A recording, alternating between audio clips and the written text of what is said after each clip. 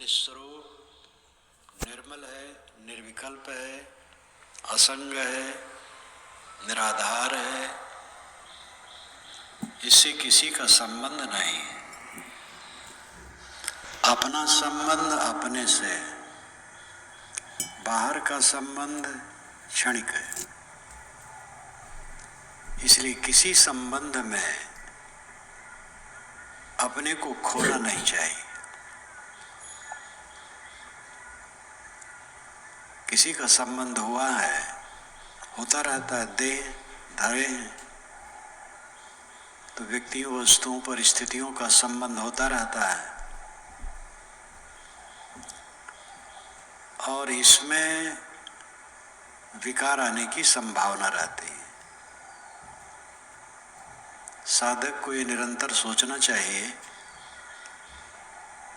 कि सारा संबंध क्षणिक है, क्षणिक होने से अंत में झूठा है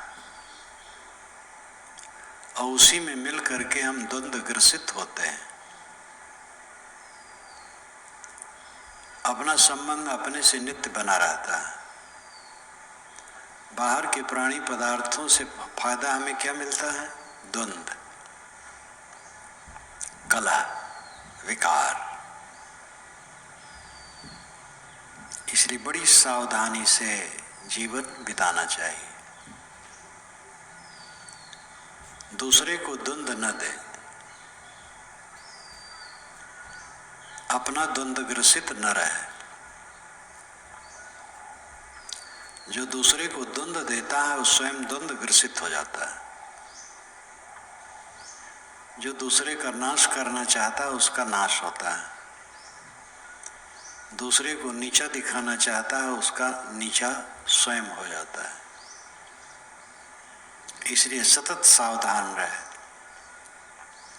दूसरे को मन वाणी कर्म से द्वंद्व न दे। अपने ऊपर आए तो उसको सह ले और ये समझे बादल आते हैं जाते हैं, बादल स्थिर नहीं, फिर बादल शून्य हो जाते हैं। इसी प्रकार प्राणी पदार्थ परिस्थितियों के प्रपंच आते हैं और चले जाते हैं। इसमें अपने मन को क्षोभित न करें। अपना मन क्षोभित हो गया तो नुकसान हो गया। अपना मन क्षोभहीन है तो यही फायदा है। साधक के निरंतर ध्यान दे, किसी का कुछ रहा नहीं और किसी का कुछ रहेगा नहीं। ये क्षणिक जीवन में सफलता यही है कि अपने मन को बचा करके निकलते चलो। अगर आदमी से गलत हो जाए तो उसे पश्चाताप होता है। पश्चाताप का अर्थ होता है पश्चात ताप, पीछे मन की जलन। अपने से खोटी वाणी निकल गई, खोटा काम हो गया तो अपने को जलन होती, पतित को नहीं होती। कसाई निरंतर जानवर काटते हैं, दया उनकी मर जाती। जो एकदम झूठ बोलता रहता है, झूठ बोलने में उसको हिचक नहीं होती। इसी प्रकार कुछ मनुष्य होते हैं जो गलत बोलकर, गलत करके भी पश्चाताप नहीं करते। वे पतित होते हैं, उनका सुधार कभी नहीं होता है। जिसके मन में पश्चाताप आता है उसका सुधार होता है। पश्चाताप में ध्यान देना चाहिए कि वो पश्चाताप लिए बैठा न रहे, वो मन की दुर्बलता है।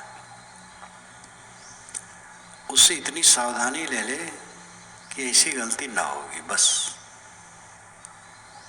और सावधानी से चले। गलत नहीं किया जाएगा तो पश्चाताप बंद हो जाएगा। अपनी गलतियों से सावधानी लेना चाहिए।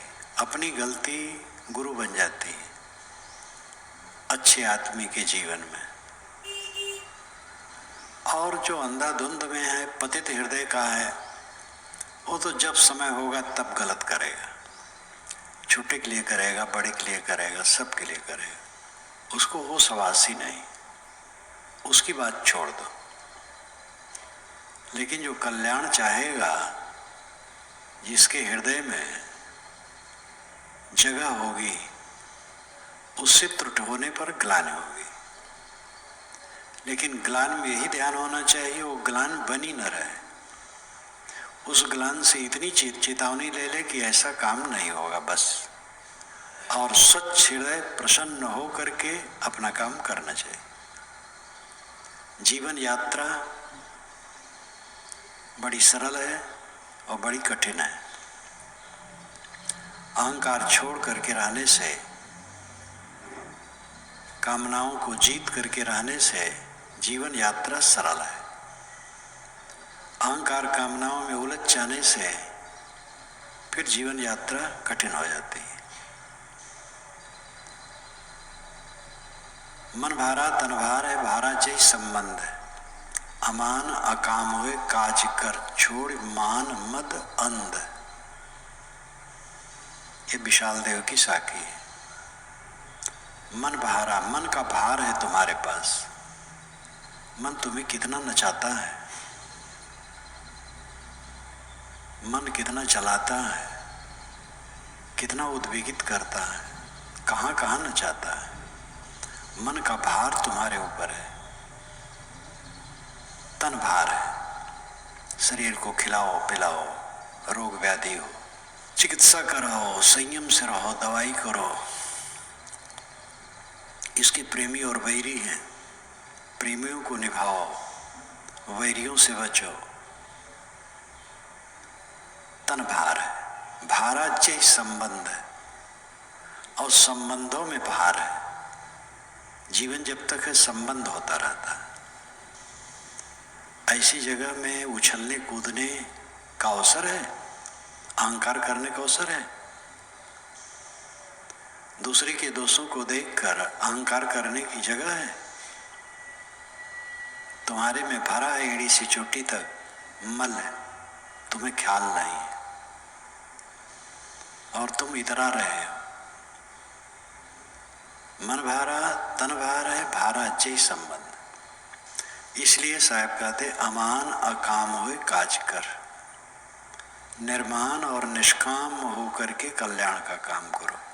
छोड़ मान मद अंध, मान और मद की अधियारी का रास्ता छोड़ दो। सातों शब्द जो बाजते, घर घर होते रागे, ते मंदिर खाली पड़े, बैठन लागे कागे। सारे गामा पाधा नहीं, ये हारमोनियम के 7 स्वर। कमरे कमरे में राग रागनी चलती थी। बड़े बड़े भवन राजे महाराजे के। राम जी ने कहा जाओ बताओ, वह राज पा गए हैं और मस्त हैं, हमारा काम नहीं करते हैं। उन्होंने लक्ष्मण को भेजा सुग्रीव के पास, कह दो जिस बाण से मैंने बाली को मारा है वो बाण हमारे पास है। जिस रास्ते से बाली गया है उसी रास्ते से सुग्रीव को भेजोगा। ये हमारा काम नहीं कर रहा है। बड़ी अशिष्टता से कहा गया। लक्ष्मण गए हैं तो वहां पर वर्णन है, कब वर्णन करता है, भवन भवन से ध्वनि आ रही, बाजे गाजे संगीत। ये सब का मतलब है कि रजवाड़ों यहाँ जो होता है उसका चित्रण काव्य में यही सब होता है। तो सातों शब्द जो बाजते, सारे गमा पाधानी, ये सातों स्वर जहाँ बजते थे, घर घर होते राग, कमरे कमरे कक्ष कक्ष में राग रागनियाँ चलती थी। ते मंदिर खाली पड़े। बैठन लागे काग। वह मंदिर खाली हो गए, वहां कौवा बैठते। आगरा का किला कितना विशाल है, शाही दरबार कितना भव्य है। सब जगह केवल पर्यटक घूम लेते हैं दिन में, कीड़े रेंगते, पक्षी बैठते। ऊपर टंकी बनी है, मजदूर पानी ले जाकर के ऊपर भरते थे और वहीं से नीचे आता था तो राजा रानी सब नहाते थे। पाइप लगाए थे, पत्थर के पाइप। वो सब केवल दर्शनार्थियों के लिए, देखने वालों के लिए जगह हो गई है। यही दशा सब की है। बैठन लागे काग। आजकल में बड़े बड़े भवनों पर काग बैठेंगे, वहां मनुष्य नहीं रहेंगे। कहा चुनावे मेड़िया चूना माटी लाए, मीच सुनेगी पापनी दौरी किलेगी आए। कहाँ चुनावे मेड़िया? मेड़िया कहाँ चुनाता? ऊपर तल्ला क्या बना रहा है? मेड़ी नाम ऊपर का तल्ला। सहज अर्थ है बड़े बड़े भवन। बड़े बड़े भवन क्या चुना रहा है? चूना माटी ला करके। सीमेंट का नाम साहब नहीं लेते क्योंकि सीमेंट उस समय नहीं था। मीच सुनेगी पापनी दौड़ के लेके आए। मीच मौत, ये पापनी मौत सुनेगी जब कि तुम अपने लिए भवन बनवा रहे हो तो दौड़ करके तुम्हें उठा ले जाएगी। उनके कहने का तरीका, प्रयोग कितना चुभने वाला है। जितने भी बड़े कवि होते हैं, साधक होते हैं, संवेदनशील होते हैं, उनकी वाणियों में ऐसी मार्मिकता होती है। हम देखते हैं चाहे कबीर हो, चाहे तुलसी हो, चाहे शंकराचार्य हो या और कोई हो, जिनमें काव्य शक्ति भी तीव्र है, और इन सब में काव्य शक्ति तीव्र है। गोस्वामी जी में काव्य शक्ति काफी तीव्र है, संवेदनशील थे। स्वामी शंकराचार्य का काव्य संस्कृत में है, लेकिन काव्य की छटा क्या पूछना। और चुभने वाली बात किस ढंग से कहते हैं। दुनिया के किसी कोने में किसी भाषा के कवि हो, अगर वो उच्च कवि हैं और साथ साथ साधक हैं, फिर क्या पूछना है। साधक नहीं है तो भी उच्च कवि बहुत अच्छी अच्छी बातें कहते हैं, उनमें कला होती है, शक्ति होती है। लेकिन ये सब तो साधक थे। कहा चुनावे मेड़िया चूना माटी लाए, मीच सुनेगी पापनी दौड़ के लेगी आए। मौत पापनी सुनेगी कि तुम अपने लिए मकान बनवा रहे हो तो दौड़ के तुम्हें उठा ले जाएगी। कहेगी मूर्ख, तेरा मकान तो आग में है, जमीन के अंदर है, पानी में है, तो अपने लिए क्या मकान बनवा रहा है।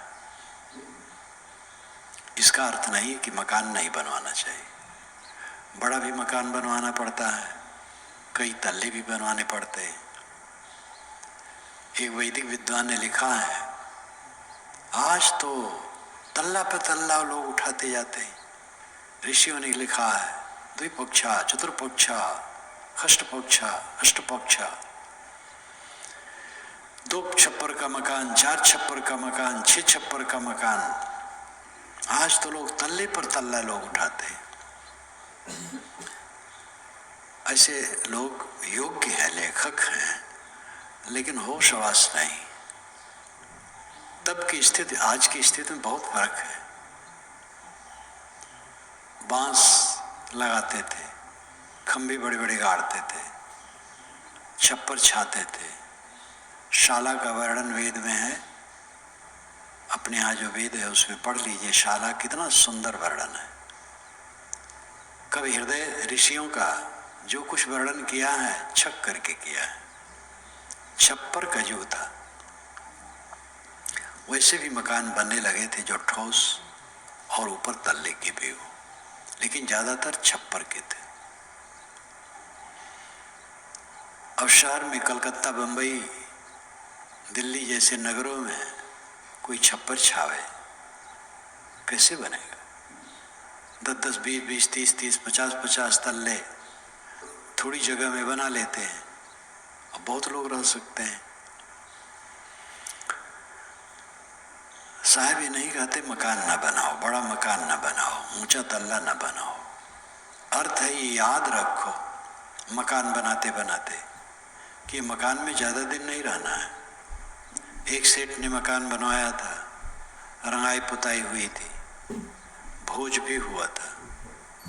भोज के पत्तल और कुल्हड़ जो फेंके गए थे, कुत्ते चाट ही रहे थे, पूरा चाट नहीं सके थे, सेठ जी मर गए। केवल सेठ पर नहीं, ये केवल अपने ऊपर बात छिड़ी नहीं, बादशाहों के भी ये झंडे गड़े रह जाएंगे, सबकी दशा ही। इसलिए उस बात पर भी ध्यान देने की जरूरत है। मकान बनवाओ, लेकिन मकान से निकलना है। भूला लोग कहें घर मेरा, इसीलिए साहब कहते हैं। एक ही बात पे हम भूल जाते हैं, मकान बना लिए अस्थायी हो गए। हम मकान में रहते हैं, कोई मकान बनवाया है, हमें योग्यता बन जाए हम ही बनवा दें। एक राजा घोड़ा पर बैठा सैर करने निकला था, खेत के मेड़ से होकर उसका घोड़ा जा रहा था। एक 75 वर्ष का बूढ़ा पेड़ लगा रहा था खेत में। राजा घोड़ा रोक दिया, बुलाया, तुम्हारी क्या उम्र है? हुजूर 75 वर्ष। ये पेड़ लगाते हो, इसके फल कितने दिन में आएंगे? ये हुजूर 10 वर्ष के पहले नहीं आएंगे। कहे तो क्या तुम 10 वर्ष तक जियोगे? कहे हुजूर मैं फल खाता हूं, कोई पेड़ लगाया है, फल खाता हूं, इसलिए मैं भी लगा देता हूं, कोई खाएगा। यही रास्ता ठीक है, काम करना पड़ता है, लेकिन मन उसी में रख लेना कि सच है, यही रहना है, ये धोखा है। हरदम अपने चित्त को उठाए रखना है इस संसार से। कहाँ चुनावे मेड़िया, लंबी भीत उसारी, घर तो 3.5 हाथ घना तो 4.25। ऊंचा भवन क्या बनवा रहा है? लंबी भीत और लंबी उसारी,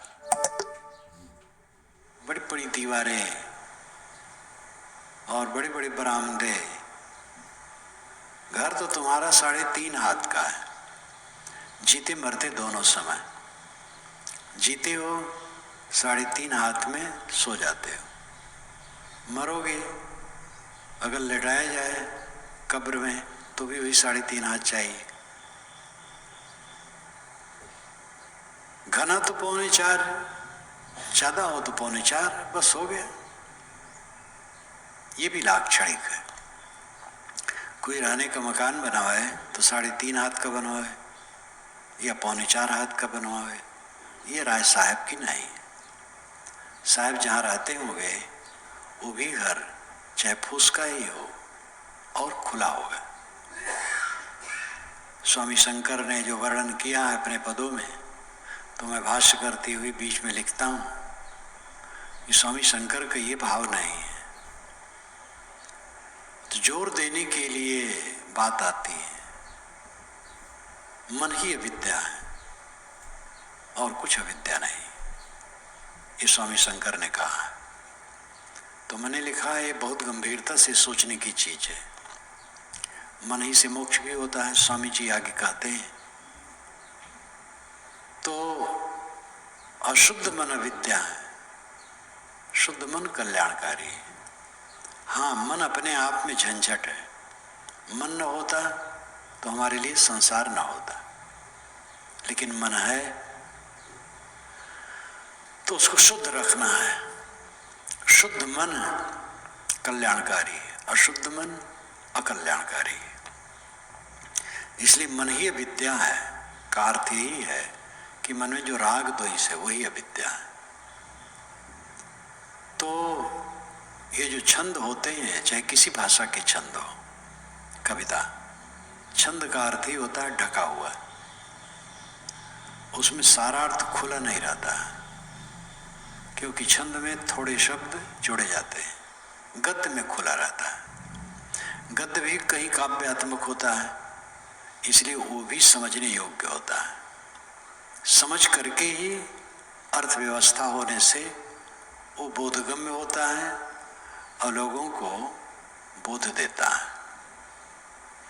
जहाँ समझ करके काम नहीं किया जाता है वो ज्ञान भी अज्ञान बन जाता है। पांच तत्व का पूतरा मानुष धरिया नाम, दिनाचार के कारणे फिर रोके ठाम। पांच तत्व का पुतला, ये मानव शरीर, इसका नाम मानव रखा गया। दिनाचार के कारणे फिर रोके ठाम। 4 दिन की जिंदगी इसमें उलझ जाते हो और अपने कल्याण का रास्ता रोक लेते हो। जो कुछ मिला है कब तक रहेगा? कोई आपको तकलीफ दे रहा है, कब तक देगा? आप क्षोभित ना हो, अपने को संभालो, तब तकलीफ देने वाला भी हट जाएगा। वो प्रकृति का स्वभाव ही कोई स्थिर नहीं रहता है। आप उसको तकलीफ देने की न सोचो। कोई आपकी सेवा कर रहा है, सत्कार कर रहा है, कब तक संबंध है? थोड़े दिन का है, इसलिए उससे मोह न करो। कहीं अपने मन को अटकाओ मत। दिनाचार के कारणे फिर रोके ठाम। 4 दिन की चांदनी फिर अंधेरी रात। 4 दिन में ये सब जहां का तहां हो जाएगा। और यही समय है जिसमें तुम अपना रास्ता रोकते हो, वही समय कल्याण करने का है। प्राणी पदार्थों के उद्वेग में पड़ करके ये रतन तुल्य समय खराब करते हो, मन खराब करते हो, चिंतित रहते हो, पीड़ित रहते हो, असंतुष्ट रहते हो। और जिसका संबंध वो रहेगा नहीं। पिछले वाला कहाँ रहा? पिछले वाले समयों में जहाँ जहाँ मैं रहा, वहाँ वहाँ प्रेमी मिले, वैरी मिले, विरोधी मिले, अनुकूल मिले, कोई नहीं रहा। आज का भी कोई नहीं रहेगा। इसलिए अपने मार्ग को न रोको, धुनो अपने मन को रात दिन। दूसरे को न देखो दूसरा क्या करता है।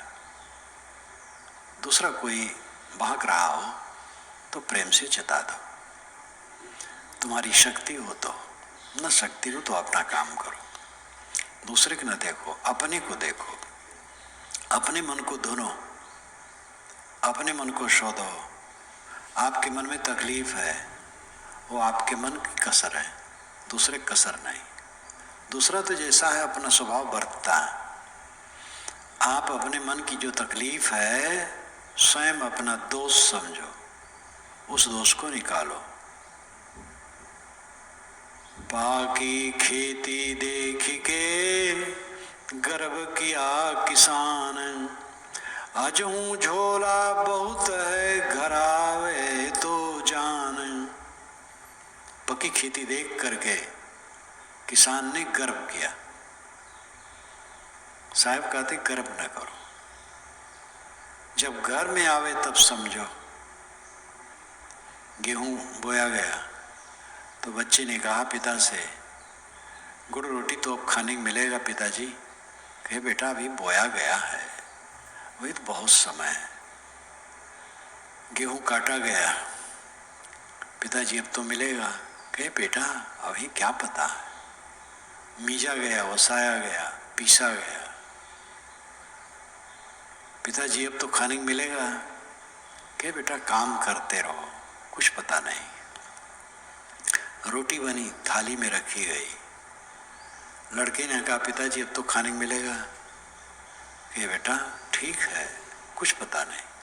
इतने में आग लगी घर में, पिछवाड़े रोटी तोड़े थे, फेंक करके दौड़े और आग बुझाने में लग गए।